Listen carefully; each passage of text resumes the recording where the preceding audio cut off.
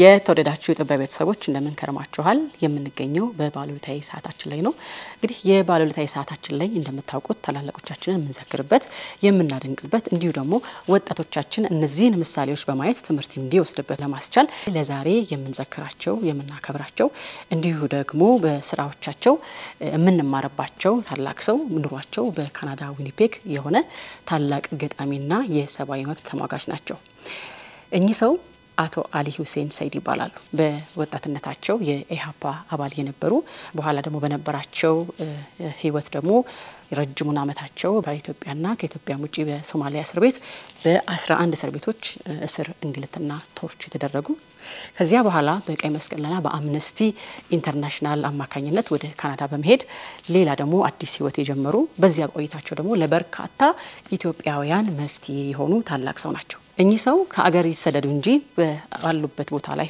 ሆነው አገርን የፈጠሩ ታላቅ ሰው ናቸው በዚያ ያሉ ኢትዮጵያውያን ስለሳቸው ሲናገሩ ዋርካችን ነው ጥላችን ነው መሸሸጊያችን ነው ይሏቸዋል በካናዳ ዊኒፔግ በሚገኝ በአመት 2 ሚሊዮን ተመልካች ያለው ሙዚየም ላይ ታሪካቸው ተጽፎ ተቀምጧል ከሳቸው ታሪክ ከሰማሁት በጣም የሚደንቀው ነገር በቤታቸው ሳሎን ውስጥ የኢትዮጵያን አፈር በክብር አስቀምጠዋል ለምን አቶ አሊ ኢትዮጵያን ካዩ 43 አመታትን አሳልፈዋል ለምን ከቆይታችን የምትረዱት ይሆናል ወደ ሀገር ቤት ስመለስ ኢትዮጵያን ሳሚልኝ ብለውኛል ማን ልሳም ወደ ቆይታችን ለመልሳችሁና ተከታትለን እንገናኛለን ነገር ግን በዚህ ቆይታችን ላይ አቶ አሊ አንተ እንድል ስለተፈቀደልኝ እናንተም በዚህ አግባብ እንድትከታተሉ ጋብዛችኋለሁ መልካም ቆይታ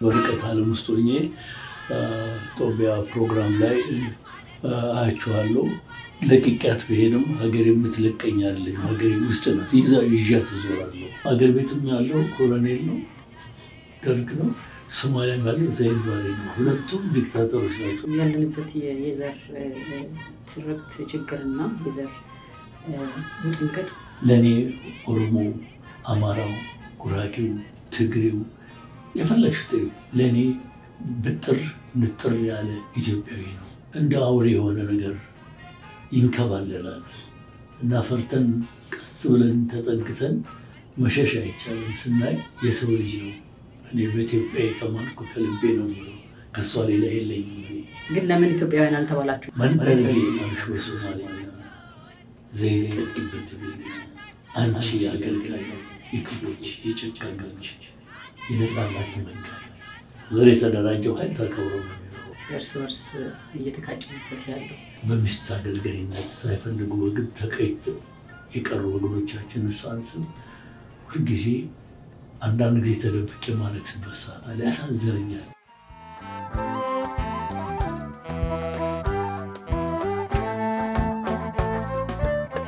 ሰላም ጤና ይስጥልኝ ክብራትና ክብራን የኢትዮጵያ ቤተሰቦች እንደምን ሰንብታችኋል እንደምን ከረማችኋል ይህ ባለውለታዊ የተሰኘው መደበኛ መርሃ ግብራችን ነው እንግዲህ በዚህ ባለውለታዊ መርሃ ግብራችን ታላላቅ ሰዎች ለሀገር ውለታ የዋሉትን በየትኛው ሙያ ቢሆን ነገር ግን ስራቸው ተግባራቸው ልምዳቸው ዕውቀታቸው ለሀገር አበርክቶ አለው ብለን የምናምነውንና በስራቸው ደግሞ ምስጉን የሆኑትን ሰዎች አምጥተን ወጣቶች እንዲማሩበት የምናስችልበት መርሃ ግብራችን ነው ለዛሬ እንግዲህ የጋበዝነው አሊ ሁሴን ሰይድ ይባላል ይህ ሰው እንግዲህ የሰብአዊ መብት ተሟጋች ነው ባለበት ከተማ በሚኖሩበት ሀገር በካናዳ ዊኒፔግ ትልቅ ስራ የሰራ እንዲሁም ደግሞ ለህዝባችን ለኢትዮጵያውያን ወገኖቹ ዋርካ የሆነ ሰው ነው ይህ ሰው እንግዲህ በስደት ካናዳ የመጣ ነገር ግን ከዛ በፊት በነበረው የፖለቲካ አቋሙ ምክንያት ከሀገር የተሰደደ በበርካታ እስር ቤቶች ሲንገላታ የቆየ ነገር ግን አሁን ባለበት ቦታ ደግሞ እንደ ዋርካ ሆኖ ለህዝቡ ለወገኑ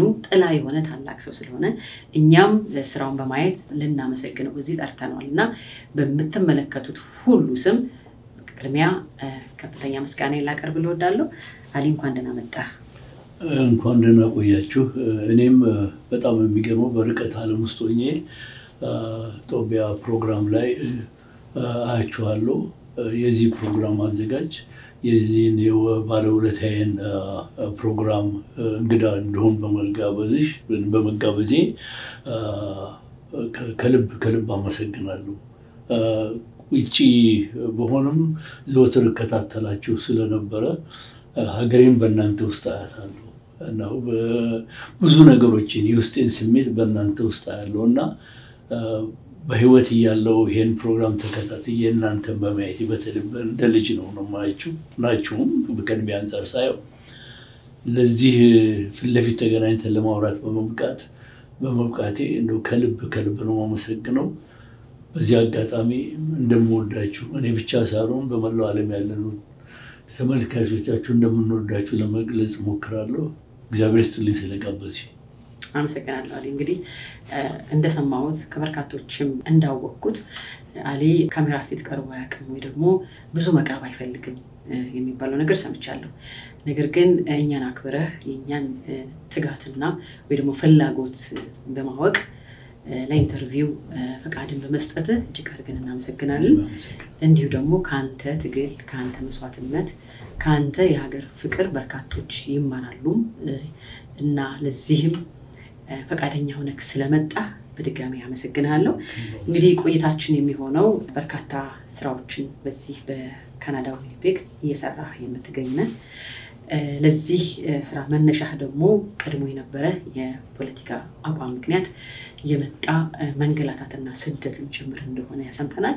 ወደ ኋላ ለመልሰህና ከሀገር ቤት ወደ ውጭ የተሰደድክበትን ምክንያት ጥቂት እንወቀውና ለመንደርደሪያ እንዲመቸን ከዛ በኋላ ደግሞ ወደ ሰፊው ስራ እንመለሳለን። ስደት ምርጫ አይደለም። ለመሰደድ ምክንያቶች ያስፈልጋሉ።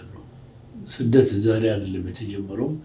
ኢትዮጵያውያን ባለፍንበት ስርዓተ ማህበር ውስጥ ቁጥሩ ይበዛ ይነስ እንጂ ሀገር ለቆ መሰደድ በተለይም ከገዢዎች ጋር እና ከተገዢነት መካከል ያለው ግንኙነት በጣም ሲሸክር እና ተገዢ መሆን ከባድ ነው እና ገዢ መሆን ቀላል ነው የሚሆነውና በስደት ብዙ ሰዎች ሀገራቸውን ለቀው ይሄዳሉ። ብዙ ጊዜ ላለው ሀገሬ ለቅቄያት በሄድም ሀገሬ የምትለቀኝ አይደለች ሀገሬ ውስጥ ናት ይዣት እዞራለሁ እና በዚህ የተነሳ ብዙ ጊዜ የስደትን ምክንያት ስመለከት በደል፣ ጭቆና፣ ግፍ እነዚህ በበዙበት ዓለም የሰው ልጆች አማራጭ ፈልገው ለመተንፈስ ከበደሉ ከስቃዩ ትንሽ እንዲቀንስላቸው ገለል ማለት ይጀምራሉ እና አይ ቲንክ ያለው ስርዓተ ማህበር ተፈጸሙ በደልና ግፍ መፈናፈኛ ሲያሳጣ መሰደድ ግድ ይላልና ለዚህ ለስደት ከተጋለጡ ሚሊዮን ከሚቆጠሩ ኢትዮጵያውያኖች አንዱ ለመሆን በቅቻለሁ ማለት ነው። ከሀገር ከወጣህ እንግዲህ በከተማ ውስጥ በርካታ እስር ቤት ውስጥ ታስረሃል። በአጠቃላይ 11 እስር ቤቶች ውስጥ ነው እንግዲህ ከባዱን መከራ ያሳለፍከው። በመጨረሻም በሶማሊያ እስር ቤት ውስጥ የሞት ፍርድ ተፈርዶብህ ነበር። እንዴት በነፃ ልትወጣ ቻልክ? በመጀመሪያ ደረጃ የእስር ቀላል ነገር የለውም። የታሰርኩበት ምክንያት በሰራተኛ ማህበር እንቅስቃሴ በጣም አክቲቭ ነበርኩ። በጣም በስነ ስርዓት እሳተፋለሁ። ከዛም አልፎ ደግሞ ብዙ ጊዜ እንደተናገርኩት ሁሉ ኢህአፓን ከልቤ ነው የምወደውና ኢህአፓ አባል ሆኜ በማገልገል ለኢትዮጵያ ሕዝብ የተሻለ ነገር ይመጣል ብዬ በመታገልበት ሰዓት ነው ወደ እስር ቤት የገባሁት። የእስሩ ዘመን የከፋ ነው። የእስሩ ዘመን ሰቀቀን የተሞላበት ነው። በተለይ በኢትዮጵያ ሕዝብ ታሪክ ውስጥ እንደምትመለከቱት እናንተ ወጣቶች ናችሁ። እኛ ባሳለፍንበት ጊዜ የሰው ልጆች በጥቅል በግምት የኢህአፓ አባላቶች ናቸው የጠረጠረ ያሰበ ያሳሰበ ያነበበ ያስነበበ እንዲህ በሚባል ብቻ ከእውቀት ጋር በሚጻረር መልክ በደርግ በኩል ተደረገው ጭፍጨፋ ብዙዎችን እንዲያሳድድ ይችላል። እኔ በአጋጣሚ ሆኖ ያው ሀገር ቤት ውስጥ እስር ዘመኔን ከጨረስኩ በኋላ ተመልሼ ለመቀመጥ በማስብበት ሰዓት ላይ ሁለት ችግሮች መጥተው ነበር። አንደኛ ከአስመራ አካባቢ ላይ አስተማሪነት በተለይም ደግሞ ከድርጅቱ ጋር በተያያዘ ሄደው የነበሩ ወገኖቻችን ጥቆማ ተደርጎባቸው ከአስመራ ተይዘው መጥተው አብዛኛዎቹ ከተለያየ ቦታ ላይ የመጡት መጥተው ሌላ አዲስ ጥቆማ የሚካሄድበት ሰዓት ነበር። ሁለተኛ ስንፈታ ከአምስት ሰው በላይ ያለበት ቦታ መስራት እንዳልችል ተደርጎ ነበር። እኔ ብቻ ሳልሆን ሌሎቻችንም ደርግ ጽሕፈት ቤት ተወስደን ተነግሮ ነበር እና በዚህ የተነሳ የመኖር ወይንም ደግሞ ተመልሶ ሌላ ስር መጋለጥ አለበለዚያ መሞት የበለጠ ሊገጥም ስለሚችል እንደ አጋጣሚ መሰደድ ግድ አለና ሀገሬን ለቅቄ ወጣሁ እና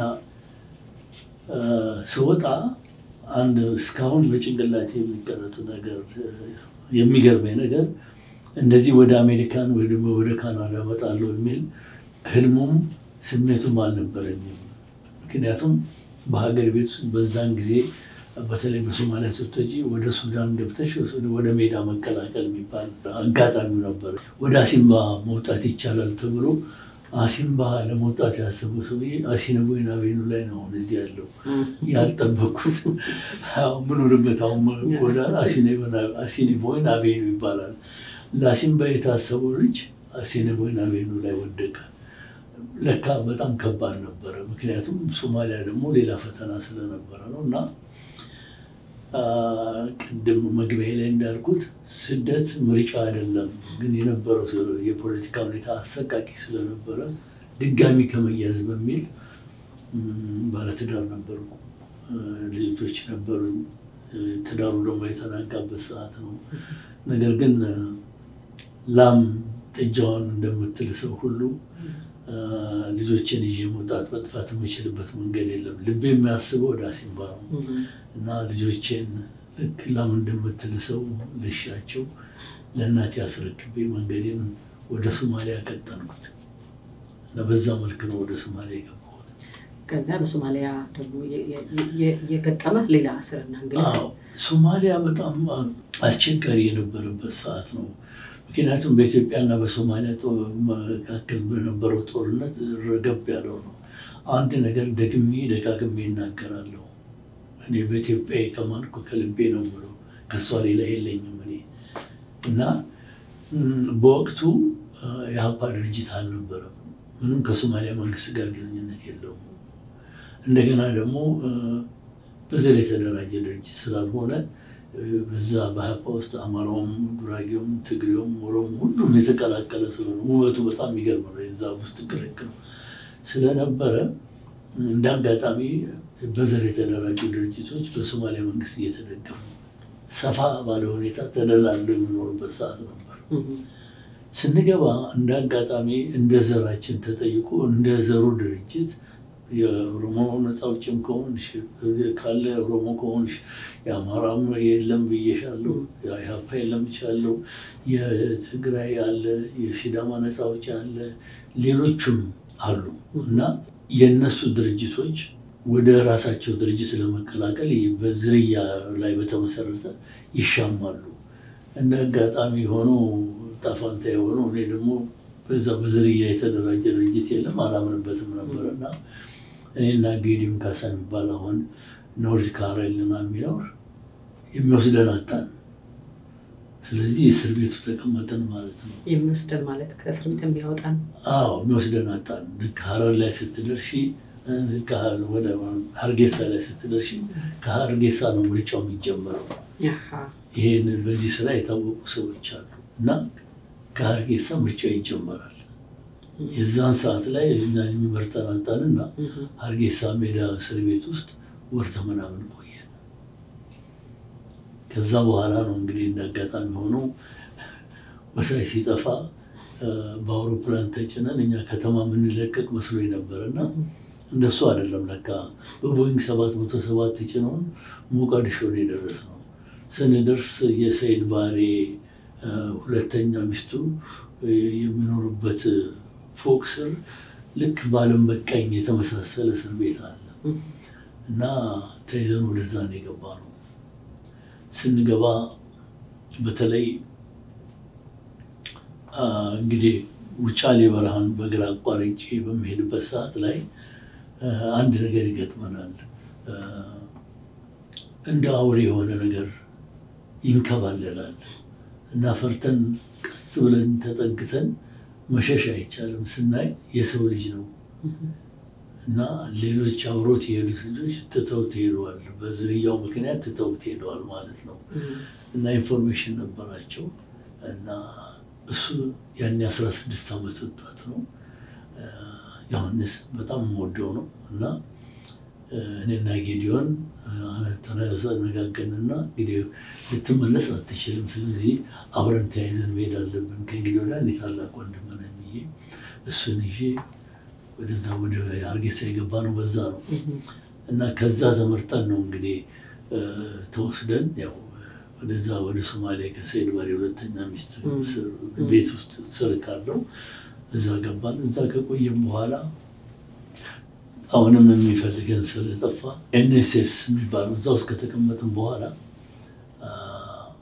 መጨረሻ ላይ ወደ ቼንትራሌ ወደሚባል እስር ቤት ማለት እንደ ከርቸሌ አይነት ነገር ነው። ወደዛ ነው የተላክነው። በጣም የሚገርመኝ ወደዛ እንደገባን ብዙ ሰዎች አሉ። በተለይ እውነቱን ለመናገር የባሌ ልጆች የሚማቀቁበት ከባሌ የመጡ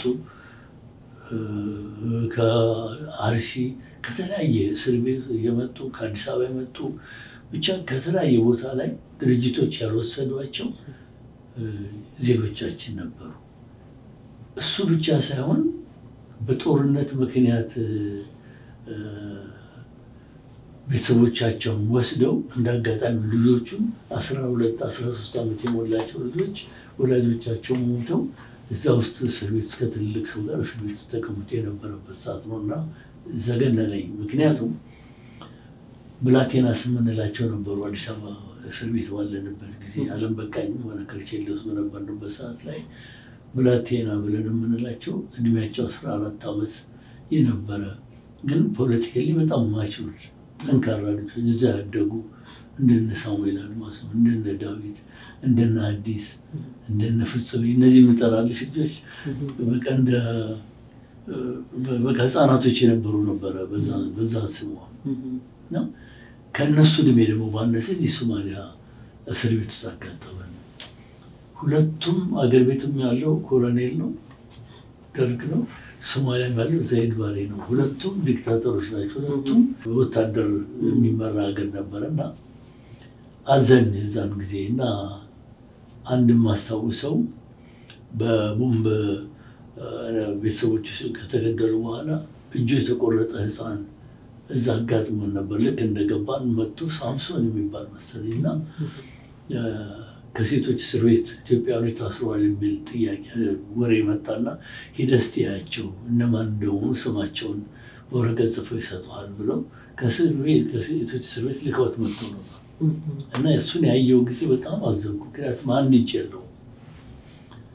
ሌሎቹም ህፃናቶች አብዲ ሰላም ነው አብዲ ሰላም የሚባል እንደዚህ በጣም ያናነሱ አንድ ሌላ ደግሞ ኑር ሁሴን የሚባል በጣም ትናንሽ ልጆች እንደዚህ አጋጠሙን እና ከዛ አገር ቤት እስር ለቅቄ በመጣም ተመልሼ እዚህኛው እስር ቤት እንጂ የለም እቺ እንዳልኩሽ እንደው በሶማሊያ አቋርጬ ሱዳን ገብቼ አሲምባ ገመራ ብዬ የማስባት ነገር በሙሉ ህልም ሆና ቼንትራሌ ላይ ነው የወደቅነው እና እዛ ብዙ ቆየን። እንዴት ወጣችሁ? በጣም ጥሩ ጥያቄ ነው። 5 በነገራችን ላይ የትውልዱ ትውስታዎች የሚል ፊልም ላይ ሰርቼዋለሁ። ዶክመንተሪ ፊልም ላይ አንድ 5 ወር ከተቀመጠን በኋላ አንድ በጣም ጥሩ ልጅ ነበር፣ እስረኛ የባሌ ልጅ ነው፣ ሁሴን ነው የሚባለው እሱ እና ዩኤንኤችሲአር ቢሮ እንዳለ ይነግረናል። እና ፖሊሶቹን ብንሰጣቸው ገንዘብ ስማችንን ዩኤንኤችሲአር ሊወስዱ ሊሰጡ ይችላሉ። በጣም ደግ ልጅ ነበር እና ልክ ይህን ስለን የለንም፣ ግን እንደ አጋጣሚ ሆኖ ለምን እንደሆነ አላውቅም የጌዲዮን ሰዓት ብዙ እስር ቤት ሰዓት ሲነጥቁ ያስቀምጣሉ። ግን ጌዲዮን ሰዓቱን ሰጥተው ስለነበረ ለሁሴን ምን አለው ገንዘብ የለም፣ ግን ይህን ሰዓት ፖሊሶቹ ሽጠው ይሰሩት። ያኔ በእኛ ዘመን ኦሪስ ሰዓት እና ሴኮ ሰዓት በቃ በጣም ብርቅ ነበር። በተለይ ደግሞ እንደዚህ ቁጥር ዲጂታል የሆነ በቃ በጣም የሚዘነጥበት ሰዓት ነው እና ሰጠነውና ስም ዝርዝራችንን እኔ የኢትዮጵያ ሰራተኞች ማህበር መሪ ከነበሩት በተለይ ከሚንቀሳቀሱት አንድ እንደነበርኩ ቀደም ሲልም ያልሞትንበት ምክንያት መንግስቱ ኃይለማርያም ናይጄሪያ ሄዶ በነበረበት ጊዜ ኢንተርቪው ሲጠየቅ የሰራተኛ ማህበርን መሪዎች ልትገድል ነው የሚል ጥያቄ አለ ሲባል እነ ማርቆስ ከመሞታቸው በፊት የታሰሩ የሰራተኛ ማህበር እንቅስቃሴ ውስጥ የነበሩትን ሊስት ለአምነስቲ ኢንተርናሽናል ልከው ነበር። በዚህ አጋጣሚ እድለኛ ነበርኩና ያንን መሰረት በማድረግ ጽፈን ለዩኤንኤችሲአር ላክን። በዛን ጊዜ በካናዳ ዜግነት ያለው ሚስተር አርት ዲፌር የሚባል የፈርኒቸር ወንበር ምናምን ጠረጴዛ ሶፋ ምናምን የሚሰራ ፋብሪካ ያለው ወደ 2000 ሰራተኞች ያለው ሰውዬ ግን የዩናይትድ ኔሽን ተወካይ ሪፕሬዘንታቲቭ ተብሎ በሶማሊያ ባለስልጣን ያለው እና እንደ አጋጣሚ ለሱ ደረሰው ወረቀቱ። አይ እነዚህ ቅን ኢትዮጵያውያን ናቸው ለምን እና ያሳለፍኩትንም የስር ዘመን ገልጫለሁ እና ቶርቸር ሰርቫይቨር መሆኔንም ዱላ ተቋቁሜ የመጣው መሆኔንም ገልጫለሁ እና ስሜቱ ተነካ ይመስለኛልና ለሶማሊያ ባለስልጣናቶች አቀረበላቸው ለኢሚግሬሽን እና ከብዙ ክርክር በኋላ በሱ አማካይነት የመጀመሪያውን የሴንትራል ኢንስር ለቅቄ ወጣው። ወደ ኢትዮጵያ ዩናይትድ ኔሽን ተከራይቶ ሊያስቀምጠን ይዞ ወጣንና አንድ የሰፈር ሆቴል አለች እዛ አሳድረውን ቤት ፈልጉ ተብሎ 600 ሺሊንግ ተሰጠን። ያ ማለት በኢትዮጵያ 60 ብር ማለት ነው። ግን በዛ ወቅት ቢያንስ ያበላል እና አሁን ከተፈታነው መካከል እኔ ጌዲዮን ካሳ፣ ኃይሉ ታፈሰ፣ ጌታቸው እነዚህ ሁሉ እዛ እስር ቤት የነበሩ ናቸው። ዮሐንስ ያልኩሽ እሱ እንደገና አንድ ዑመር አብደላ የሚባል በጥቅሉ ለምን እንደተፈረጅን ብቻ አናውቅም። እንደም ኦሮሞ አለው መሀላችን ላይ ሶስታችን ጉራጌዎች ነን። በዝርያ በዛ ግን ደሲክስ አማራስ ይላል። እንዴት አልገባኝም። ይሄ እንግዲህ ማወራሽ በነጮች አቆጣጠር 83 ገደማ ነው እና 82 መጨረሻ እና ዘሲክስ አማራስ ይላልና ያ ሌብል ተሰጠንና ወጣን እና እዛ መቀመጥ ጀመርን። እኔ ላመለክት ተመልሼ ዩኤንኤችሲአር ቢሮ ፎርሙን ለመሙላት በመመላለስበት ጊዜ ለመግባባት ቻልኩ። በተለይ ከዚህ ከሶሻል ወርከሮቹ ጀርመናዊ ነበረ ሚስተር ጋርደን የሚሉት ዌድ ዊሊያም የሚባል ነበር። ይቅርታ መልሰህና ከየት ነው ወጣን ስትል ከሴንትራል እስር ቤት ወደ ዩኤንኤችሲአር ያስረከቡ። እሺ እነሱ ደግሞ የሚሰጡት ሰጥተው ቤት ተከራይተን እንድንቀመጥ ሰፈር ውስጥ አሳዩንና እዛ መኖር ጀመርን። ግን ጉዳያችንን ለመከታተል ጠዋት ተነስተን ወደ ተባበሩት መንግስታት የስደተኞች ጽሕፈት ቤት መሄድ ነበረብን ማለት ዩኤንኤችሲአር ማለት ያው የስደተኞች ጉዳይ የሚመለከተው ጽሕፈት ቤት ነው። ግን ለምን ኢትዮጵያውያን አልተባላችሁ? እኛም ራሱ ግራ ይገባናል። ምክንያቱም በዛ ሰዓት ላይ ኢትዮጵያ ብለሽ እንኳን መከራከር መናገር የማይቻልበት ደረጃ ነው። አንደኛ የጦርነቱ ጥላቻ አለ። ሁለተኛ ከተማዋን ባለስልጣናት የተቆጣጠሩት የዘር ድርጅቶች ናቸው። ዘር የተደራጀው ኃይል ተከብሮ ነው የሚኖረው። እንደኔ ዘር አልባ ኢትዮጵያዊን ብቻ ብሎ አንጠልጥሎ የሚሄደው ኦሮሞም ይሁን ትግሬም ይሁን አማራም ይሁን ጉራጌም ይሁን ፈለግሽው ብቻ ፍዳውን ይበላል። ያኔ ነው ሸለምቦት እስር ቤት መኖርና በቁት ያኔ ነው። ምክንያቱም ዩኤንኤችሲአር ምንድነው ያሉት ወደ ሸለምቦት ካምፕ እንላካቸው ወይስ እዚህ ከተማ ይቀመጡ? ሸለምቦት ካምፕ ሲባል ምንም የመሰለ ነገር አልነበረም።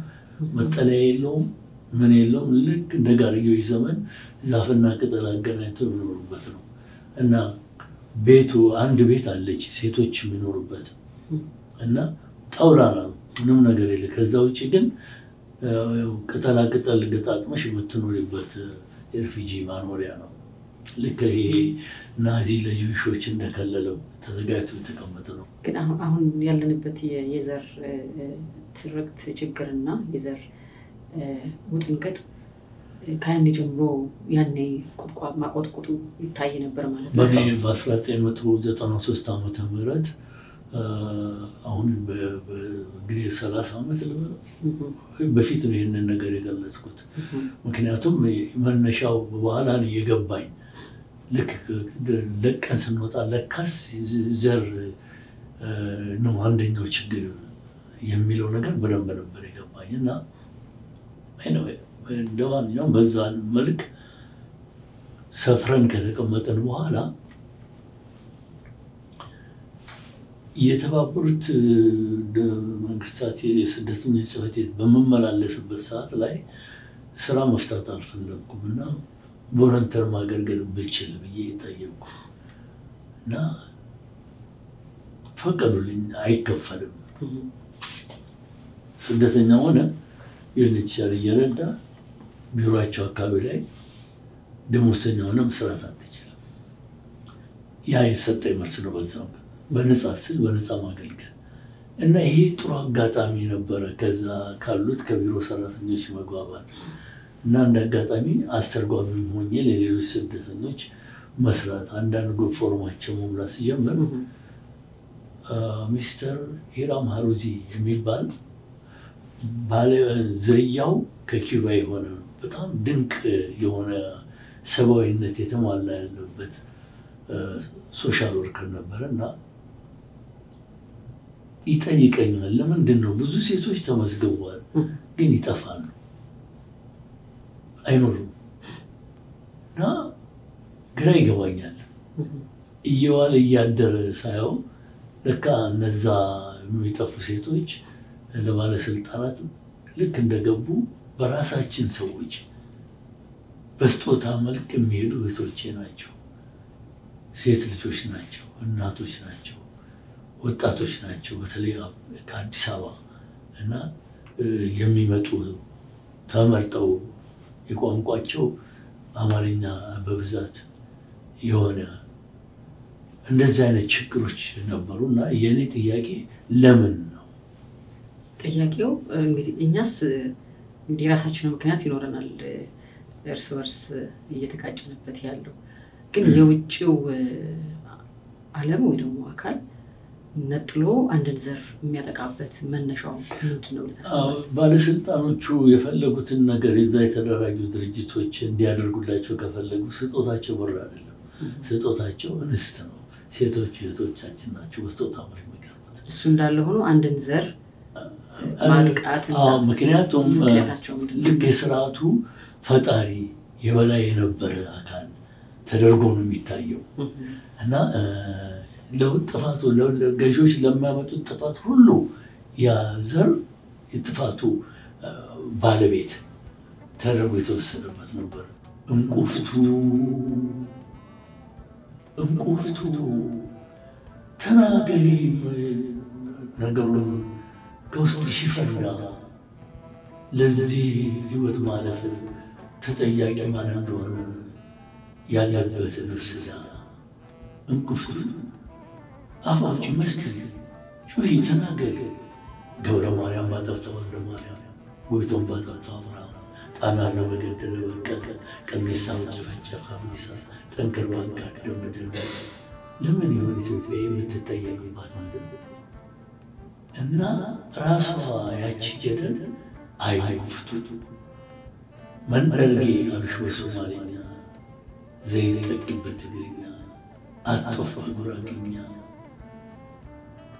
ዘጥፍ ባህልኛ አንቺ አገልጋይ የክፍሎች የጨካኞች የነጻነት መንጋይ እና ገደሏ እቺጉን ቁፍቱ መላልሽ ጉርጓድ ወያኔ በገባበት ጊዜ ዘራቸው ተመርጦ ወደ ጉርጓድ ኢትዮጵያኖች የተጣሉባት ቦታ ናት። ለኔ ኦሮሞ፣ አማራው፣ ጉራጌው፣ ትግሬው የፈለግሽው ለኔ ብጥር ንጥር ያለ ኢትዮጵያዊ ነው።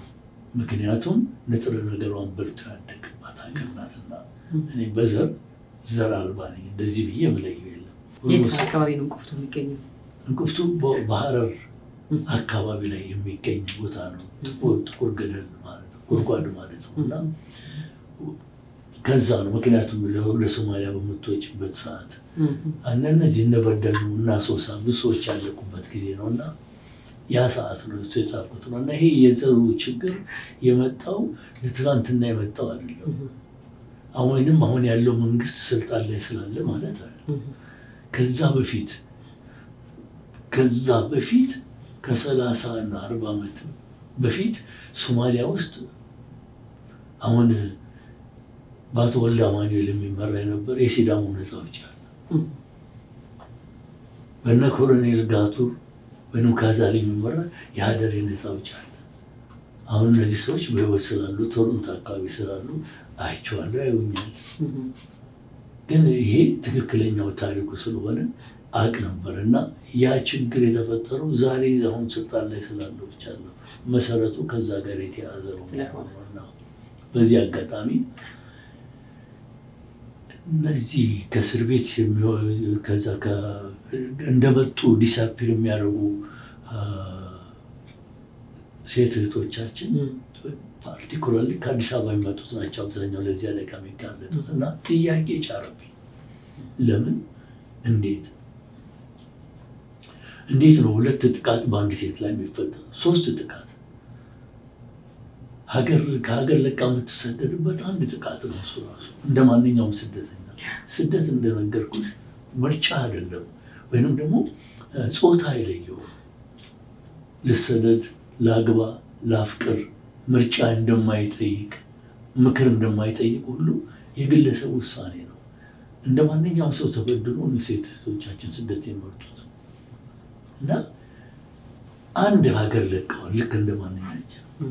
ሁለተኛ በጾታቸው እቺን ድንበሯን ጥሰው እስከሚገቡ የሚከፍሉት ዋጋ አለ። አደጋ ነው።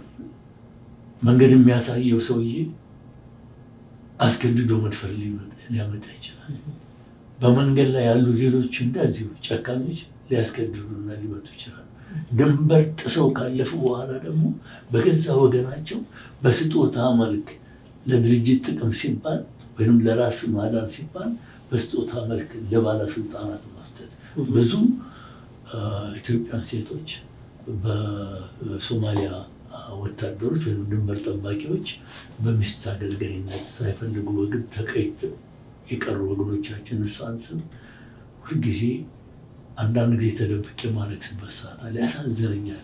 ምን አለበት እኛ የኛውን ነገር ቢያዩ የሚለውና ይሄ በጣም እያበሳጨኝ እኔንም ሆነ ጌዲዮንን ደግሞ ዮሐንስን በዛች በሴክስ አማራ በተባልነው ላይ ተጽዕኖ እያመጣ ሲመጣ ጥያቄ ማንሳት አስፈላጊ ሆኖ አገኘሁት። እንግዲህ ልቤ ወደ አሲምባ ሄደ ሰውዬ አሁን ሶማሊያ ውስጥ ደግሞ ይሄንን በደል ደግሞ አይቶ ማለፉ እንዴት ነው? ስለዚህ እኔ ብቻ አልነበርኩም፣ ሌሎችም ጠንካራ ሰዎች ነበሩ። ጥያቄው ማንሳት አስፈላጊ ሆኖ አገኘ ነው። ስለዚህ መልቀም ጀመርኩ። ጥሩ አጋጣሚ ነበረ። ከዛ ከሂራም ሚስተር ሂራም አሉዚ ጋር መግባባቴ እና የሴቶቹ ስም ዝርዝር እንዳለ ነው፣ ግን ወይ ሸለምቦት ካምፕ የሉም ወይንም ውጭ አትመለከቻቸው፣ በቃ አታገኛቸው። ስለዚህ ይህንን ነገር ማጣራት ጀመርንና ሴክስ አማራስ ፍራሽ የለንም፣ የምንተኛበት ላስቲክ ነው። ይሄ እንደ ሸራ ላስቲክ እሱ መሬት ይነጠፋል። በቃ እሱ ላይ ነው የምንተኛው። ልብስ ምናምን የሚባል ነገር አናውቅም፣ ምክንያቱም ሙቀት ስላለ ምንም ነገር የለም። ይሄ ስም መልቀሜና መዘጋጀቴ ትንሽ አስቸጋሪ ሩመር በከተማ ውስጥ በስደተኛ አካባቢ ላይ አይ ቲንክ ጥንቃቄ አላደረግነው ነበር፣ መወራት ተጀመረ። እኔም ወደ 183 የሚሆኑ ሴቶች ዲስአፒር ያደረጉ ስማቸው ብቻ አንዳንዶቹ ወጥተው ሊሆን ይችላል፣ ወደ ጅቡቲ ሊሆን ይችላል፣ ግን ያሳስብሻል እና እሱን ስም ዝርዝር አስቀምጠን የምንተኛበት ቦታ ላይ ነው የምንለጥፈው ማስቀመጠው እና ላስቲኩ ላይ የምንተኛበት ስር ከተነዋል። ለካ ወሬው ተባስቶ ኖሮ ያው የሶማሊያ የስለላ ድርጅት እንዲያዝ ወሰነ። በዛን ጊዜ ቤት ውስጥ ፓሪስ ከተማ የሚባል ልጅ ነበረ። መንግስቱ ተክለሃንስ አሁን እዚህ ዊኒፔግ ውስጥ አለኝ። እሱን አውቀዋለሁ። ምክንያቱም በጣም ብላቴና ከምንላቸው እስረኞች መካከል አንዱ ነበርና እሱም አድጎ እንደኔ ተሰዶ ሶማሊያ ውስጥ ተገናኛችሁ? እሱ አለ እና ጌዲ አለ፣ ኃይሉ አለ። ብቻ እንዳጋጣሚ አንድ ሶማሊያዊ አብዲ የሚባል አማርኛ የሚናገር መጣና እንደሚያዝ ተናገረ። በነገራችን ላይ አንድ ነገር መናገር ያለብኝ ነገር ይሄ መጀመሪያው የተከራየንበት ቤት በወተን በነበረበት ሰዓት ላይ ትንሽ አካባቢው በዚሁ በዝርያ የተነሳ ተቃውሞ እያደረገ እንድንለቅ ውጡ የሚል ነገር አምጥቶ ነበርና በዚህ አጋጣሚ አሁን ፈጣሪ እንደ ስጦታ የሰጠኝ ባለቤቴ አይኒ ያኔ በእድሜ ትንሽ ታንሳለች እና ቆማ ትሟገታለች። የቋንቋ ባለጸጋ ናት። ሶማሌኛውንም ሀደርኛውንም ኦሮሞኛውንም ምክንያቱም ኦሮሞና ሀደሬ እንትና ዝርያ ነው ያላት እና ትጣላለች። ለምን ትነቋቸዋላችሁ? ለምን ድንጋይ ተወረውሩባቸዋላችሁ? እንደናንተ ሰው ናቸው እና ለምን ሀገር ቤት እያለን ይሄን አታመጡም? በቃ ብዙ እየተጨቃጨቀች እና እሷን መጠጋቱ እንደመከለል ጠቀመን እና እሷም ለእኛ በጣም ታለቅሳለች፣ ታዝናለች። መጨረሻ ላይ እሷንም ከኛ መቁረስ እንደ እስር ቤት መቁረስ ይባላል። አብሮ መብላት፣ አብሮ ሶሻል ላይፋችንን መከታተል አብረን ጀመርና እሷም ነበረች ቤት ውስጥ እና አጋጣሚ ሆኖ የተፈራው አልቀረም። እሷም ውጭ ወጣ ፖሊሶች እንደሚመጡና እንደሚይዙኝ ተነግሮኛል። አብዲ ምንሽ ነግሮኛል።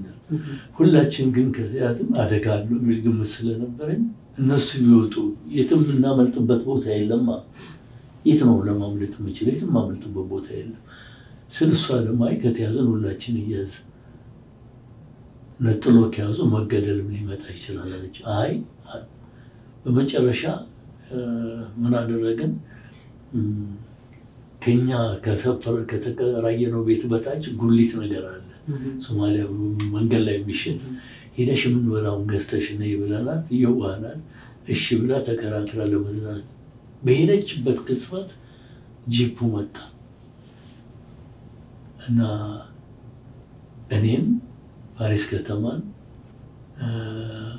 መንግስቱ ተክለሃንስን ጌታቸው ሼቴን ይዘውን ሄዱ እና ትንሽ ችግር ነበረው። የቁም ድብደባ ነበረው። ሄድን። ከሄድን በኋላ እንዳጋጣሚ ሆነው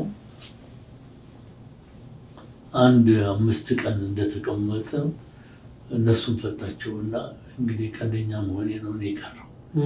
ያኔ ብቸኝነቱ ተሰማኝ። ምክንያቱም በቋንቋ አልችልም እና ቀረው። ያ ሁኔታ እያለ በመሃል ክርክር ቀጠለ። አሁንም ይፈታል አይፈታም ውዝግብ ውስጥ ባለንበት ሰዓት ላይ ልብስ ያ ዩኤንኤችሲአር ኦፊስ የሚሰራው ሰውዬ የሶማሊያን ፖሊስ ሴቶች ፈልገው ውስጥ ለውስጥ ያለውበትን ቦታ አልታወቀም። ከዛ ወስደውኛል። እንግዲህ መጀመሪያ ከዩኤንኤችሲአር እስካስቀመጡን ወጥተው ወደ ቼንትራል ይወርውረውኛል እና የእሱን ልብስ ምልክት አድርገው ላኩልኝ እና ገባኝ። የኔንም የለበስኳትን ሸሚዝ መልሼ ሰጠውና ይዘው ሄዱ። አይዛ ቼንትራል ነው ያለው ተባለ፣ ተገኘ። በዚህ ሁኔታ ላይ እንዳለን ይሄ የስም ዝርዝር መሄዱ በእነሱ ጭንቅላት ሰላይ ነው የሚለው መደምደሚያ ላይ ደረሱ። ከዛ በኋላ አንድ ዶክተር ወርቁ የሚባል ከጀርመን የመጣ እስረኛም ነበረ። ከሱ ጋር እዛችሁ የተመደበልን ቤት ውስጥ ከተቀመጠን በኋላ ጊዜው እየረዘመ መጣ። መጨረሻ ላይ አንድ ደብዳቤ በራሴ ሰው በኢትዮጵያ መርማሪ በእነሱ በሚሰሩ አብዛኛዎቹ እዚህ በደር ውስጥ በድርጅት ውስጥ ያሉት በኤንኤስኤስ ውስጥ ያሉት አብዛኛዎቹ የራሳችን ሰዎች በቋንቋው ጠበብት የሆኑ እነሱ ናቸው ለሶማሊያ መንግስት የሚሰሩና ደጋግሜ ተናግሬያለሁ። አባስ የሚባል ነው። መጣና አንድ ደብዳቤ ይዞልኝ መጣ። ደብዳቤው ምን ይላል? የሶማሊያ መንግስት መሀሪ ነው፣ የመጣሁት ለስለላ ነው፣ ይቅርታ ለፈርምልኝ። ይሄ ደግሞ በደርግ ጽሕፈት ቤትም ድሮ ዶርችስ ማዕከላዊ ያልሆንሽን ሆነሽ ፈርሚ ሲሉ የማትቀበዩ ነው። እንደ አንድ ኢህአፓን ከሚወድ ከኢህአፓ ዋና በኢህአፓ ውስጥ ብዙ መስዋዕትነት ሲከፈል ካዩት ሰው መካከል ያንን መቀበል ይከብዳል። ያልሆንኩትን ማለት እና ደስ አላለኝም። መጨረሻ ላይ ነገርኩት ይሄን አይነት ነገር ለኔ ልፈርም አልችልም፣ ነፍስን ለማትረፍ ፈርማል አልፈርምም። እና በአማርኛ ነው የምናወራው። በጣም ከሚገርመኝ ነገር አንዱ የሱ ድምጽ የሱ ቃል እስከዛሬ አለ። ከ40 ዓመት በኋላ እሱ የሚያወራኝ ድምጽ፣ አለባበሱ፣ ሸሚዙ፣ ሁሉ ነገሮቹ አሉ። እና መጨረሻ ላይ ወደ ቢሮ ተወሰድኩ። ወደ የወህኒ ቤቱ አዛዥ ተወሰድኩና ተነገረ፣ ማትፈርም ከሆነ የሞት ፍርድ ነውና ፍርዱ ትፈርማለህ አሉ። አይ ምንም አልፈርም አልኩ። መጨረሻ ላይ ሞት ፍርድ ተፈረደ። ልክ ሞት ሲፈረድብሽ ከቼንትራሊ ከሚለው ከቼንትራሊ የሚባለው እንደ ከርቸሌው ነው። ሸለሞርቶ የሚባለው ማለት በጣሊያንኛ ቋንቋ ይመስለኛል የሞት ፍርድ ማለት ነው። እና እዛ ውስጥ እንድገባ ተደረገ። ተነስቼ ገባሁ።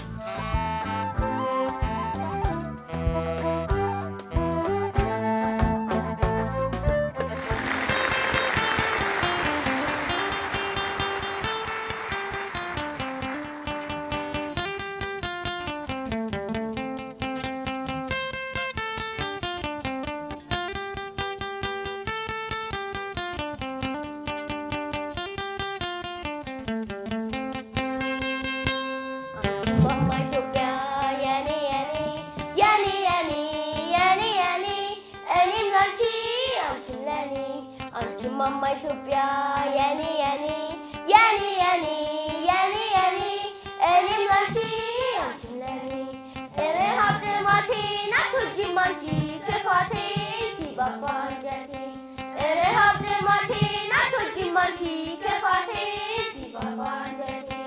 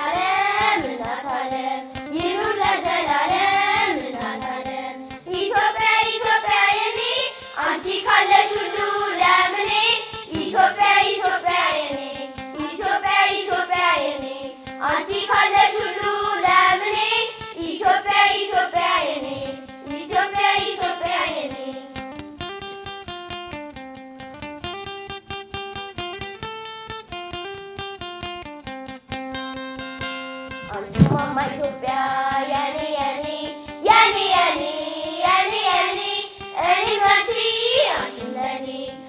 Mama Ethiopia, yani yani, yani yani, yani yani, any country, antilani. Ere hafte mati, natuji manti, kefati, si babanjati.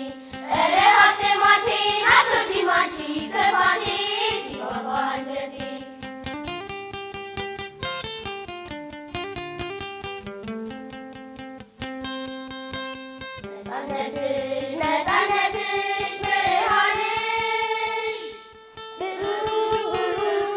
Love it.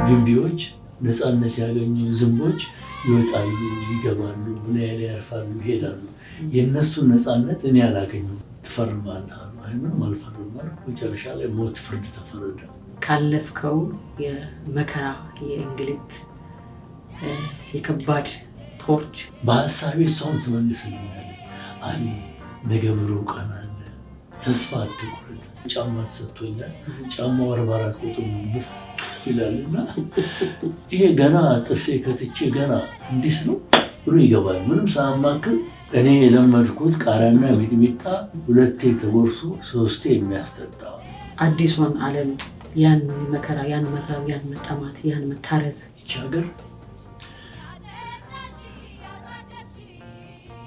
የምትፈልገውን አላገኘችም እኔና ሪሳው ቢያንስ ለ5 ደቂቃ አልተቀመጥም ፀጉሬን ለማራገፍ ቅማሉን ስትሞክረው የሞላ ነው ገንዳ ላይ ጥቁሩ ተንሳፈፍ ኢትዮጵያን ማየት እንደ መሬት እንደ አፈር እንደ ዛፍ እንደ ቅጠል አይደለም እንደዚህ እንኳን ከፌስ ዝም ሀገሬን ሰው እንኳን ትልስ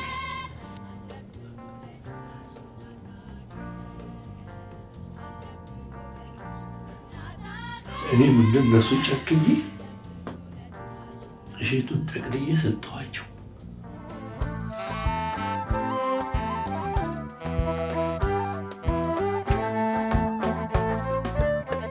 ሰባዊ መብት ተማጓቹ አሊ ዛሬ ለሰው ልጆች በየአደባባዩ ለስኬታቸው ለሰላማቸው ለፍትሃቸው የምትቆረቆረው አንተ እንግዲህ ካለፍከው የመከራ የእንግልት የከባድ ቶርች እነዚህ ሁሉ ፈተና ሳይበግርህ ወይ ደግሞ በቀልና ቂምን ሳትይዝ ዛሬ እንግዲህ በዚህ በካናዳ ዊኒፔግ አባቱ ነሃል ብዙዎች ማስረሻችን እንደሚሉ መጠጊያችን እንደሚሉ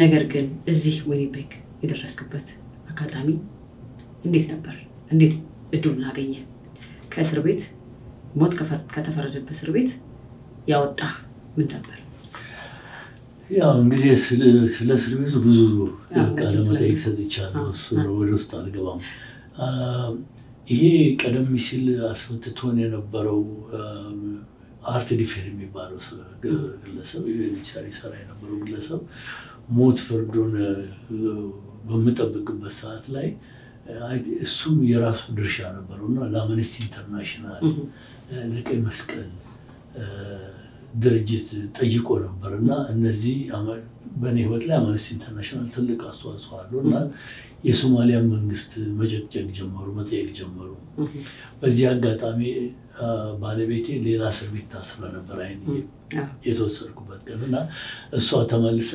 በዚህ በተባበሩት መንግስታት የስደተኞች ጽሕፈት ቤት ቁጥጥር ስር ግቢ ውስጥ ቦታ ተሰጥቷት ትተኛ ነበርና የሷም ለቅሶ ይመስለኛል ይሄ ነገር ግፊት መጣና ለሶማሊያው ጠቅላይ ምክትል ፕሬዝዳንት ሁሴን ኩልሚዬ ይባል ነበርና ደብዳቤ ተጽፎ ተሰጣል ከብዙ ጭቅጭቅ በኋላ በ24 ሰዓት የምትወስዱ ከሆነ እና ፍልልቅ ፈቃደኛ ነን አሁን ይሄ ሲባል አንደኛ አሜሪካኖችም ተጠይቀዋል ቶርቸር ሰራዊት ፕሮግራም አለን እንዳጋጣሚ 3 ወር ይወስዳል እንግሊዞችም ተጠይቀዋል ያንን የጊዜ ገደብ ሰጡ የካናዳ ኤምባሲ የካናዳ ኢሚግሬሽን ሲጠይቅ እኛ ፈቃደኛ ነን ልናወጣው ብሎ ባልጠበቁት ባላሰብኩት ሰዓት ሶሬን ሽጬ ሁሉ ነገር ራቆቴን በነበርኩበት ሰዓት ያ እድል መጣ ሲመጣ ያው በካናዳ መንግስት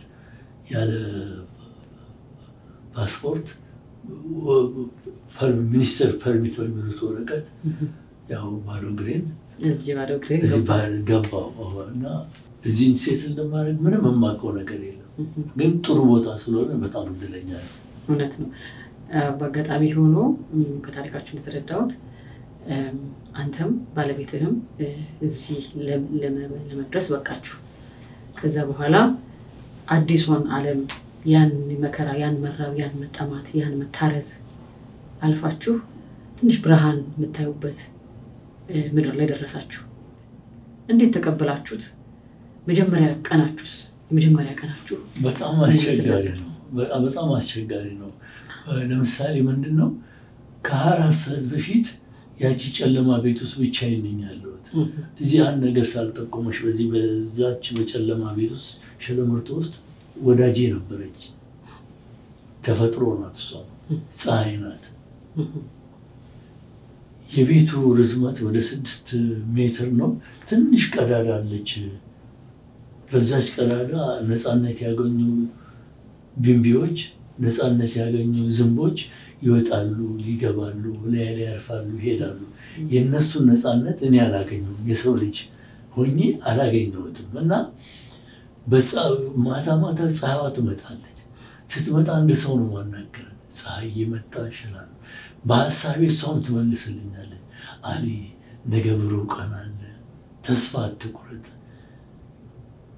ሊሆን ይችላል ብለህ ብርሃን እንደምታይ ገምት፣ አይዞህ አሊ በርታ ብላኝ ፀሐይ አሸልባ ትሄዳለች። የሚቀጥለው ቀን እንደ ዘመድ፣ እንደ ስጋ፣ እንደ እናት፣ እንደ አባት፣ እንደ ወገን፣ እንደ ኢትዮጵያዊ እንደምወዳት ኢትዮጵያ መልሳት ትመጣና አሊ እንደምን ነው ብሎ ትለኛለች። እኔ ለፀሐይ ያለኝ ፍቅር እንደ ኢትዮጵያ ነው።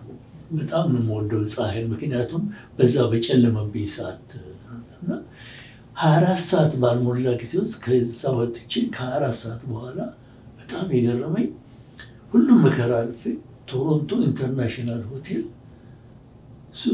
ሱሪ የለኝም ምን የለኝም አገኘሁት እና በጣም ሾክ ያደረገኝ ከዛ እስር ቤት ወጥቼ እንዴት ነው ቴሌቪዥን ያለበት፣ ሽንት ቤት ያለበት፣ ብርድ ልብስና አልጋ ያለበት፣ ፈረንጆች ውር የሚሉበት እንደ ቅዠትም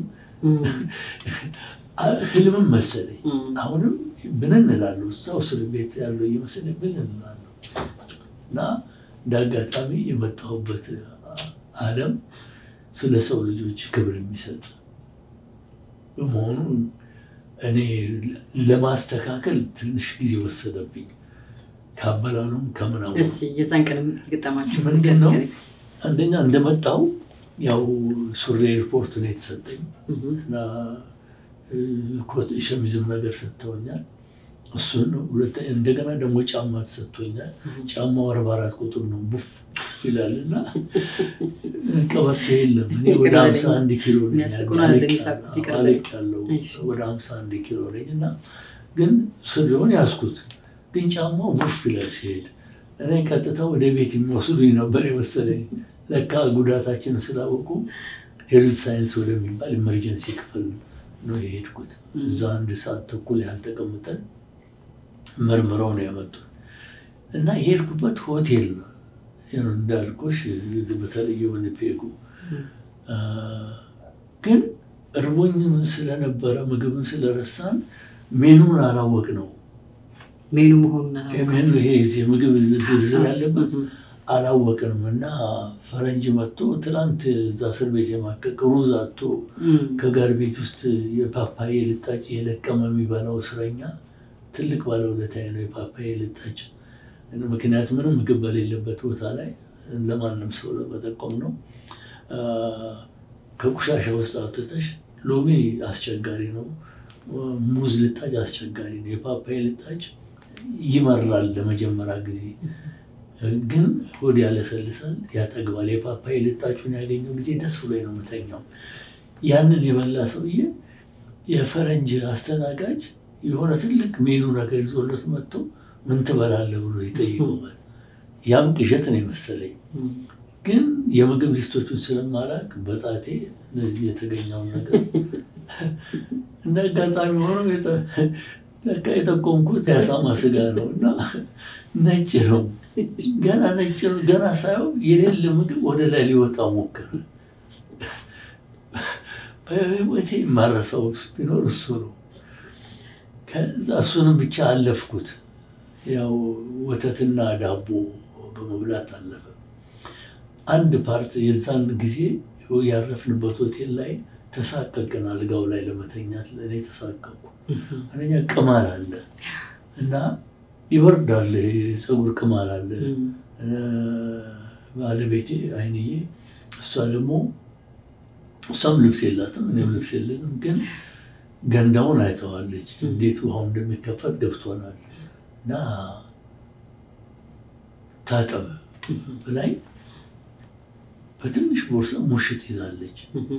እሷ እንግዲህ ውጭ አልነበረች እና ፀጉሬን ለማራገፍ ቅማሉን ስትሞክረው የሞላ ነው ገንዳ ላይ ጥቁሩ ተንሳፈፈ።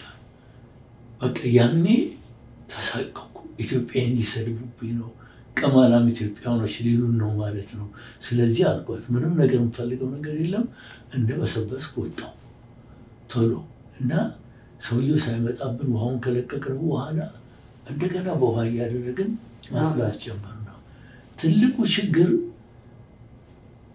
አልጋው ላይ ከተኛው አንሶላው ቅማሉ ሊነካው ነው።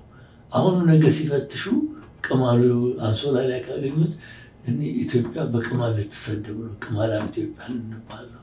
እና አልተኛም አልኳት ብትል መጨረሻ ላይ በጣም ደግሞ ስለነበረ ዝም ብለን መሬቱ ላይ ተኛን፣ ካርፔቱ ላይ ተኛን። ተኝተን ጧት እንዳይረፍድብን ብለው ደክሞናል ማለት ነው ተነግሯቸዋል። በዚህ ሰዓት ቀስቅሷቸው ተብሎ አንድ በሩን ቢያንኳኳ አልሰማሁም። ጸጥ ብሏል ልክ እንደ እስር ቤቱ። አሁን በሩን ከፍታ ገብታ ከተኛንበት መሬት ላይ ስታይ ፈረንጂቱ ደንግጣለች። በቃ ግን ቀስ ብላ ፀጉሯ ወርዷ፣ ረዥም ፀጉር ነው ወርዷ።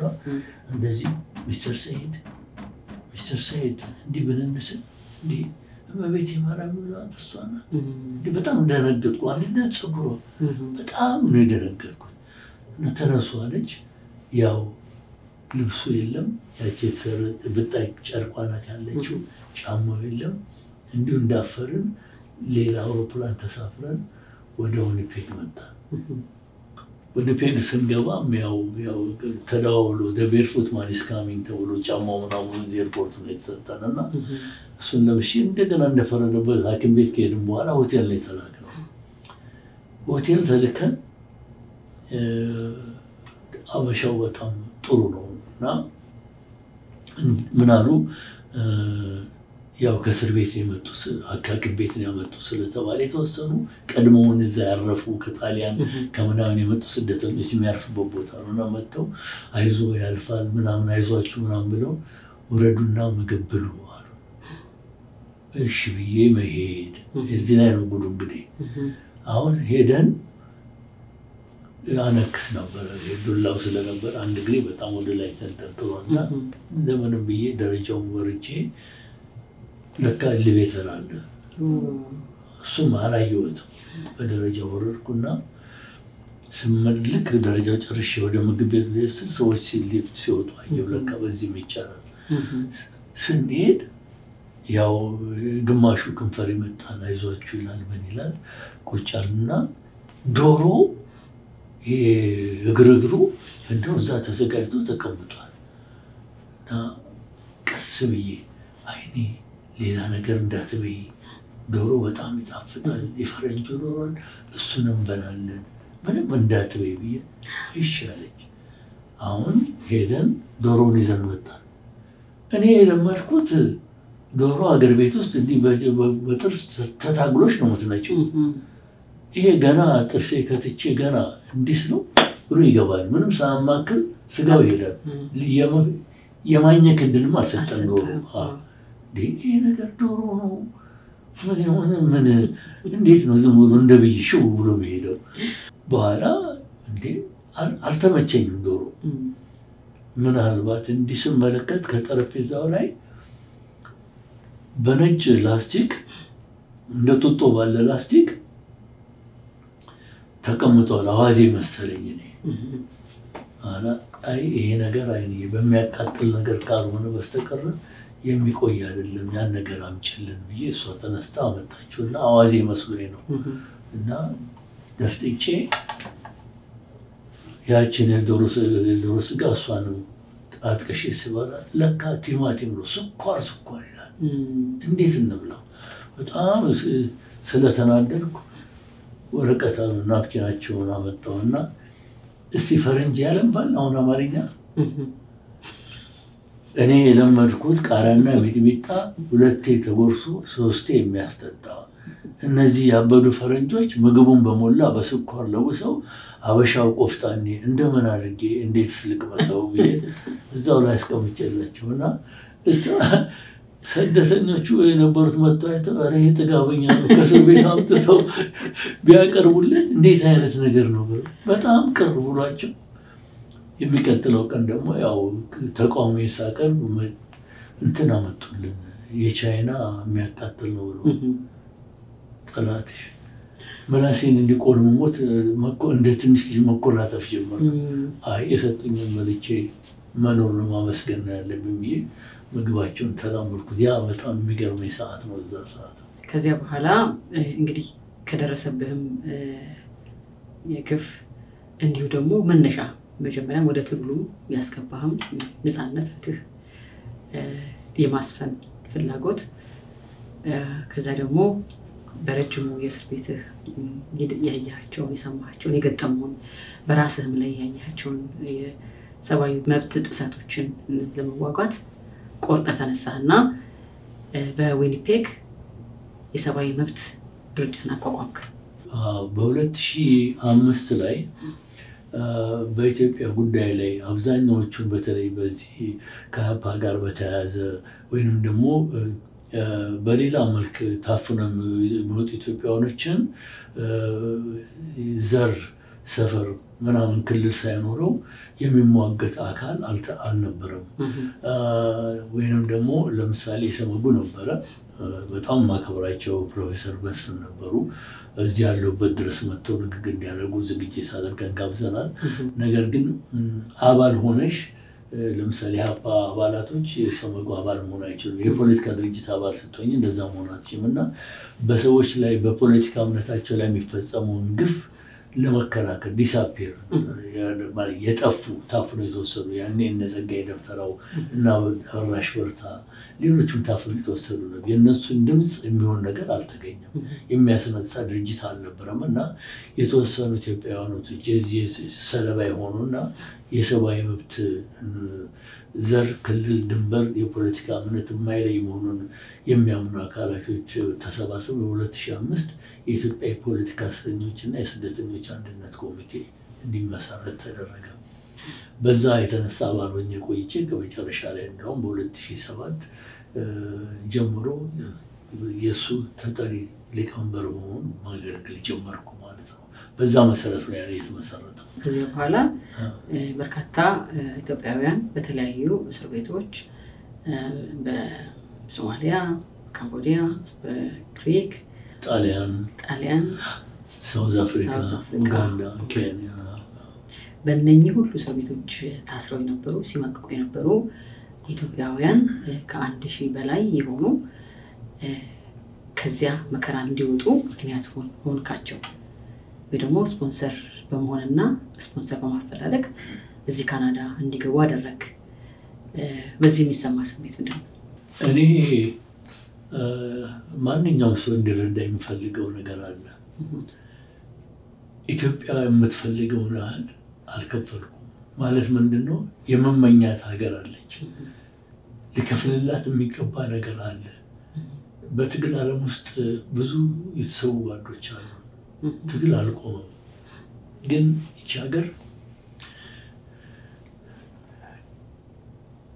የምትፈልገውን አላገኘችም። ይሄ አለማግኘት ውስጣዊ ቁጭት አለኝ። ሁለተኛ ስደት እንዳልኩሽ መጀመሪያ መግቢያ ላይ እንደገባ ነው፣ ምርጫ አይደለም። ምርጫ ባለመሆኑ የተሳት ተገደው የሚሰደዱ ወገኖች ይበልጣሉ። እና የሀገሬ ሰው ሲተርት ምን ይላል? የማትበላውን ስጋ ከአሞራ አትከልክል።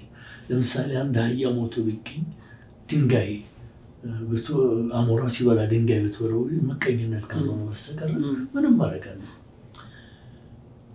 እኔ የሚጮህልኝ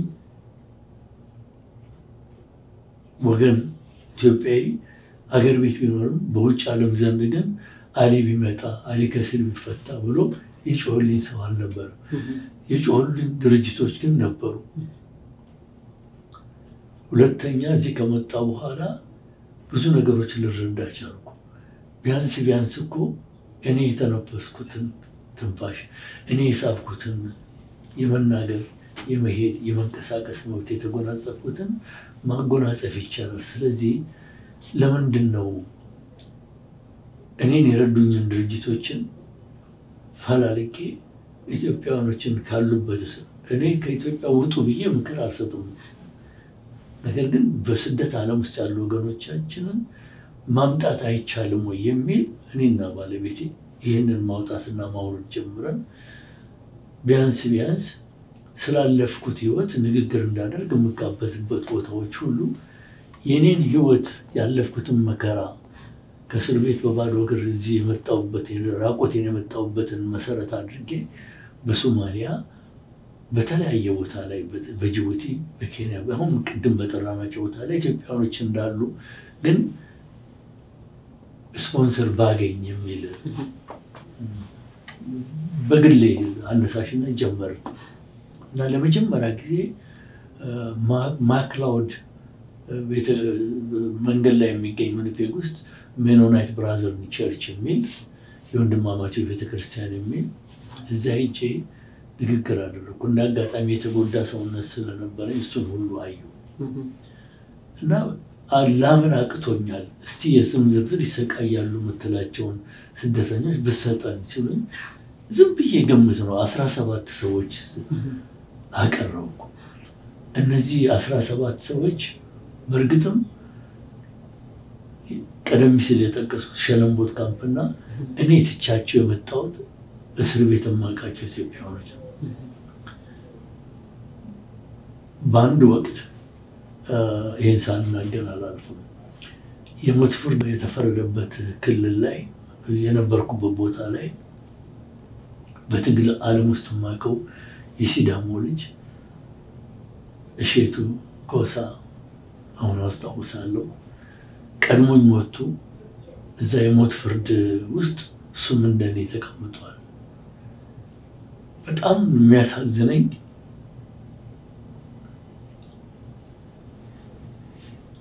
ሰውነቱ የለም አልቋል። በትግል ዓለም ውስጥ በነበርንበት ጊዜ ሙሉ ሰውነት የነበረው ነው። እሱም እንደኔ ነው ማለት ነው በስደት የወጣው። ነገር ግን ካለውባት ክፍል ወደዛ ወደ ጥጓ ላይ ነው እና ያ መርማሪ አባስ እዚህ ጋር አንድ ያንተ ሰው አለ ብሎ ሲወጣ ጠቁሞኝ ነበር እና ሽንት ቤት ሄጄ በተመላለስኩ ቁጥር የመነጋገር እድል አልሰጡንም። ሳየው ልብስ የለውም ራቆቱን ነው ያማቀው ሼቱ አጽሙን ይዞ ነው የተቀመጠው እና እንዲሁ ይታየኛል የተቀመጠባቸው መቀመጫዎቹ አጥንት ጉልበቶቹ እጆቹ ሁሉ አጥንት ሆነዋል እና ቀስ ብዬ ሼቱ ብዬ በጠራውም አይመልስም። እዛቸው ያለሁበት ክፍል ውስጥ እያለው ከመውጣቴ በፊት ሞተ ይመስለኛል። ምግብ የሚባል ነገርም የለም ሁሉ ነገሩ አልቋል እና ሲሞት እኔው ብዙ ሰው ይሄን ዶክመንተሪ ፊልም ያው ደስ ይለኛል። እኔ ወደ ዝርዝር ተመልሼ ወደዛ ውስጥ ልገባ አልችልም። ግን ሁሉ ጊዜ ስለ ስደተኞች ሳስብ የሚጸጽተኝ ፓርት እሱ ነው። አባስ አንድ ጆንያ ኬሻ አመጣና ከነበርኩበት ክፍል ጎትቶ ሼቱ ወደ ነበረበት ክፍል ገፍትሮ ጣለኝና ይሄንን ልጅ ከተተው አለኝ። ያ የማውቀው የትግል ጓዴ በጣም የምወደው ማከብረው ቀድሞኝ ወጥቶ እዛው ሶማሊያ እስር ቤት ውስጥ መነጋገር በማንችልበት ሁኔታ ብንጮህ ዘመድ በማይመጣበት ሁኔታ አርፏልና እኔና ሬሳው ቢያንስ ለ5 ደቂቃ ያህል ተቀመጥን። ቤቱ የእንትኑ የተቀመጠበት ክፍል በቃ በአይነ ምድር የተቀመጠ ነው። የመውጣትም አቅም ስላልነበረው ነው እና ቁጭ ብዬ ወደ ጆንያው ለመክተት ባስብ አቃተኝ። ራሴ ጉልበት አጣሁ እና ትንሽ ቆየውና ጮክ ብዬ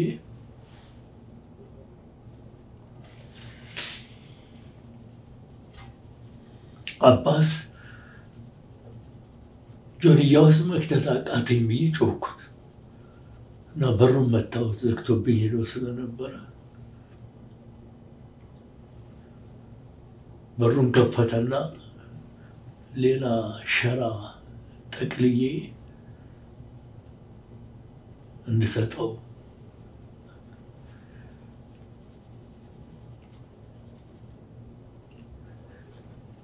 እኔም እንደነሱ ጨክኜ እሸቱን ጠቅልዬ ሰጠኋቸው። እነሱም ሬሳውን እየጎተቱት መሬት ላይ ተለያየን ከእሸቱ ጋር እና ስለ ስደተኞች ሳስብ ምስራቅ ብችል ሚሊዮኑን ባወጣ ልክ ትቼ እንደሄድኩት አሁንም ሬሳቸው የሚጎተት ብዙ ወገኖች በየእስር ቤቱ እንዳሉ ስለሚታየኝ ምናልባት ኢትዮጵያን የካስኳት ይመስለኛልና ስደተኞችን በተገኘ አጋጣሚ በየቦታው እየዞርኩ ስፖንሰር በማድረግ ሌሎች ድርጅቶችንም በመለመን በጣም የገረመኝ ከገደሉት ሰዎች ይበልጥ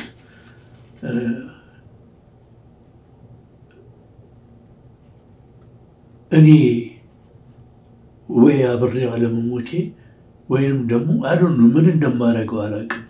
ሲጎቱት ማስቀረት አለመቻል አቅም አልባ መሆኔና ሀገሬ አለመሆኑ ያ በጣም ረበሸኝና አሁንም ሳስበው ሁልጊዜ እሸቱን በቃ የሰጠኋቸው ይመስለኛል።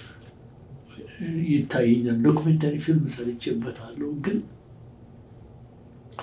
እስከ ዛሬ በቃ እነዚህ ነገሮች እስር ቤት ውስጥ ልጅ ተገደው ያረገዙ ሴቶች ሽል ውጭ የተጣለው እነዚህ ነገሮች ሁሉ ስታስቢያቸው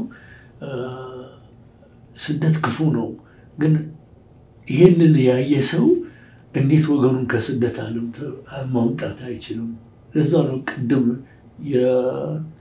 የማትበላውን ስጋ ከአሞራ አትከልክል የሚለውን ነገር ያመጣሁት ነው። በዚህ መሰረት ለራሴም ቃል ገባሁና በየቦታው ላይ ንግግር እያደረግኩ በየቦታው ላይ አጋጣሚውን እየተጠቀምኩ ከ1985 ዓመተ ምህረት ጀምሮ እስከዚህ እስከ 2023 በ23 እንኳን ያደረኩት የለኝም። በሌላ ጉዳይ ነው የምሰራው። ስደተኛው እዚህ ስመጣ ነው የምረዳውና የምችላቸውን ሰዎች ያረኩት። የምትዝቀሽ የምትጨርሺው አይደለም ኢትዮጵያዊ ስቃይ በስደት ዓለም ውስጥ። በቃ ምንም ነገር ለማድረግ ባለመቻሌ ይሄ ነገር ባደርግ ይሄን ነገር ብሰራ ኢትዮጵያን የካስኳት ይመስለኛል። ኢትዮጵያ አይዞሽ አለን ብያልኩ ይመስለኛል። መለወጤን የሰው ህይወት ለመቀየር ምናምን የሚለው ብቻ ሳይሆን እኔ በቃ ኢትዮጵያ ደስ የሚላት ይመስለኛል። ሰው ምናልባት እንደ እርዳታ አድርጎ ሊያስበው ይችላል። አይደለም የውስጤን ችግር የተረዱልኝ አልመሰለኝም። የእነሱ ህይወት መቀየር እነሱ ነው። እኔ ግን ይቺ እናት አለመምላት ኢትዮጵያ ምላት በምን ይሆን ምን ብትከፊላት ነው? ብዙ ልጆች ተሰውተውላታል። ብዙ ልጆች ሞተውላታል።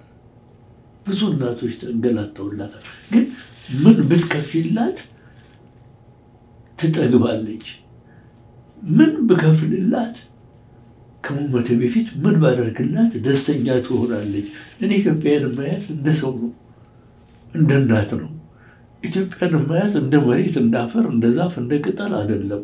እሱ እኮ ዛፉ፣ ቅጠሉ፣ መሬቱ፣ አፈሩ፣ ወንዙ፣ ሸንተረሩ የምትይው ነገር ሁሉ ሰው ከሌለበት ምድረ በዳ ነው። እና እሱ ያለውበት ሀገር ተራራዎች እነዚህ እነ ሮኪ ማውንቴን የምታያቸው እኮ ብዛት አሉ። ግን የኢትዮጵያን ቢሊየንኛ ቅንጣት አይሞሉልኝም ለኔ። እና ያ ነው። እና አንዳንድ ጊዜ ቃለ መጠይቅ የሚከብደኝ ባልናገር ይሻላል የሚለኝ በቃ እሱ ነው። እናንተንም ስለማይ ካለሁበት ርቀት ዓለም ጦቢያንና አንዳንድ ደግሞ ወጣቶች ሳይ በተለይ ትናንሾቹ እነዚህ በሀገር ስሜት ተነስተው ኢትዮጵያ ልጆች አሏት እንደገና እየተነሳች ነው የሚለው ስሜት ይመጣና አንቺ ቃለ መጠይቅ ስትጠይቂኝ በቃ ባንቺ አያት ነበርና ኢትዮጵያ ደግሞ ደስ አለኝ ኢትዮጵያን ያገኘኋት መሰለኝ እንደዚህ እንኳን ከፌስ ስምሽ ሀገሬን የሳምኳት ነው ይመስለኝ ብቻ ብዙ ባላወራ እመርጣለሁ ነጮች ማልቀስ እንትን ይላሉ ሪሊፍ ይሰጣል ይላሉ ግን ኢትዮጵያን እንደዚህ አልቀሰሽ ወይም ደግሞ ባፍስሰሽ ሪሊፍ መስጠትሽ አለችም ሀገርሽን አንዳንድ ግጥሞች ለምሳሌ ሀገር ሱስ ነው ሲሉኝ እኔ በጣም በሳጫለሁ ሀገር ሱስ አይደለም ሱስ ሆኖ አያውቅም ሀገር በአጥንት በደምሽ ከንጥረ ነገሯ የተገነባሽ ነሽ ከዛ ውስጥ ከፈለቀችው አፈር የተገነባሽ ሆነሽ ሱስ ሊሆናች ሱስ መጠጥ ጭፈት ሲጋራ ምናምን የመሳሰሉ ነገሮች ሱስ ሊሆኑ ይችላሉ ሀገር ግን በታሪክ ሱስ ሆኖ አያውቅም ስለዚህ አንዳንዴ እንደዚህ ሱስ ነው ሲሉ ሰዎች ተበሳጭቼ በግጥም መልክ እንደገና መልሳለሁ እና አይደለም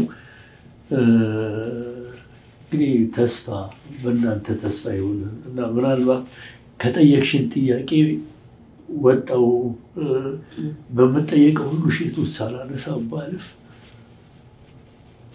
እርሜ በላ ይመስለኛል የሼቱን እናት አግኝቻቸው ነበር ከወጣው በኋላ አሁን በህይወት የሉ ሰምተው ነበር ሲዳሙ አካባቢ ነበሩ ሰው አገናኝቶኝ አግኝቼ የምችለውን ያህል የረዳኋቸው እያሉ እኔ ብቻ ሳልሆን ሌሎችም ኢትዮጵያውያን በተለይ የኢትዮጵያ የፖለቲካ እስረኞች ስደት ኮሚቴ አባላት ሶሲያፕ ብለን የምንጠራው አቅማቸው የፈቀደውን ያህል ረድተናል ቋሚ አይደሉም አንድ ልጃቸውን እኔ ጎትቼ ባከሻ ጠቅልዬ የሰጠው ልጃቸውን እሱንም ማጣውሳቸው ሄዱና ይሄ ፓርት እንትን ይለኛል ለማንኛውም ወደ ጥያቄያችን በመልሳችን እንሂድ በጣም ይቅርታ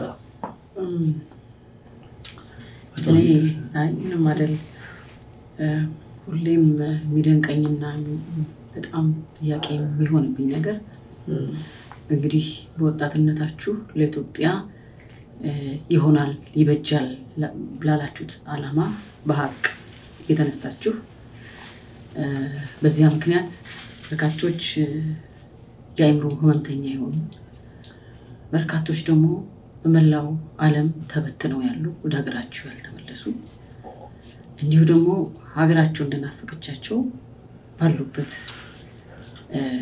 ቦታና ስፍራ የተቀበሩ ሚሊዮኖች አሉ ዛሬ አንተ የህይወት ምስክር ሆነ ስላገኘን ያለፋችሁበትን ግፍና መከራ አየነው ቅድም